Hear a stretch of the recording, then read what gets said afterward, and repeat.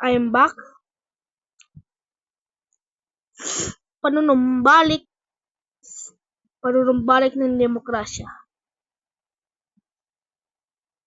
Nanatili sa kapangyarihan si Marcos bilang diktador ng bansa mula 1972 hanggang 1986.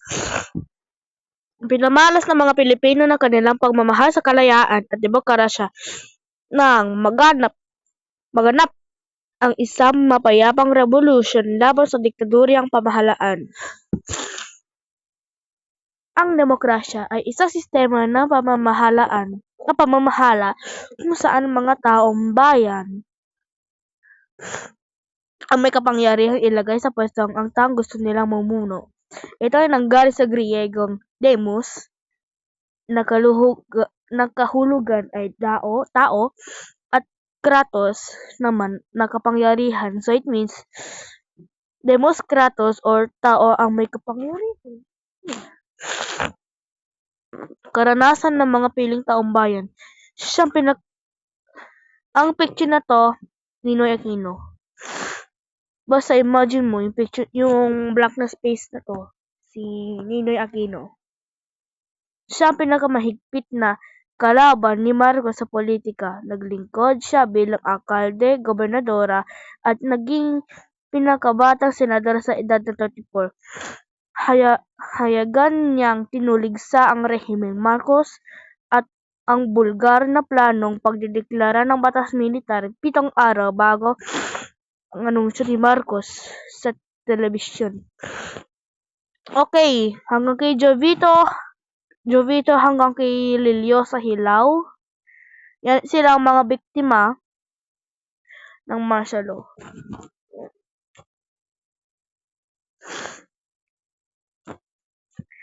Si Jovito Arsalonga, siyang kinilala bilang the nation's fiscalizer ng Philippine Free Press dahil sa walang tigil niyang paglantad ng mga anomalya ng rehimeng Marcos. Siya ay bar top-notch noong 1944. Naging kinatawan siya ng ikalawang distrito ng Rizal at 3 beses nangunang senador. Biktima siya ng Plaza Miranda bombing. Okay, kung nag-search ka sa Google ng Jovito Arsalonga, punta ka sa images at saka baka akala nyo na bulag si Jovito Arsalonga yung mata niya. Dahil biktima siya sa pagbobomba ng Plaza Miranda. Tsaka natama ng isang shrapnel ang mata ni Jovito Arsalonga kaya doon siya nabulag. Jose W. Jokno. Siya ay senador, kalihim ng katarungan at tagapagtaguyod ng karapatang pantao at kalayaan. Naging Certified Public Accountant o CPA at bar examination top-notcher. Nang idineklarang batas militar, isa si Jokno sa dinakip at ikinulong ng walang formal na kaso. Eugenio or Jenny M. Lopez Jr. Siya ay Chairman Emeritus ng ABS-CBN Corporation mula 1997 hanggang 1999. Sa panahon ng batas militar, inakusahan siya ng pagkakapagsabuatan kay Sergio o Sergey Osmeña III sa tangkang pagpaslangkit Pangulong Marcos. Catalino o Lino Brocka.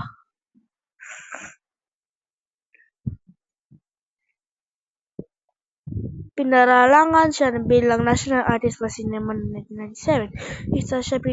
Isa sa pinakamahusay na direktor sa pelikula at teatro sa bansa. Naging instrument niya ang sining ng pagpatikos sa rehimeng Marcos.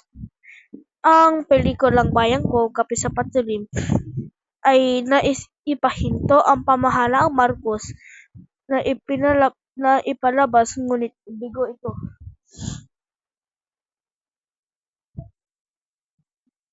Benjamin Roberto or Ben H. Cervantes. Siya ay isang direktor, aktor, at aktivista sa panahon ng Batas Militar. Ipinakita ni Cervantes ang kanyang katapangan sa kanyang obrang panteatro tulad ng Pagsambang Bayan, 1997 at Estados Unidos vs. Juan Matapang Cruz. Lumahog siya sa mga protesta laban sa rehimeng Marcos. Reliyo sa Hilaw o Lili. Naging biktima ng kaharasan ng batas militar si Lili. Sa panahong ito ay magtapos ng kursong Communication Arts si Lili sa Pamantasang Munisyon ng Maynila o PLM. Naging associate editor siya ng Pahayagang Hasik sa PLM.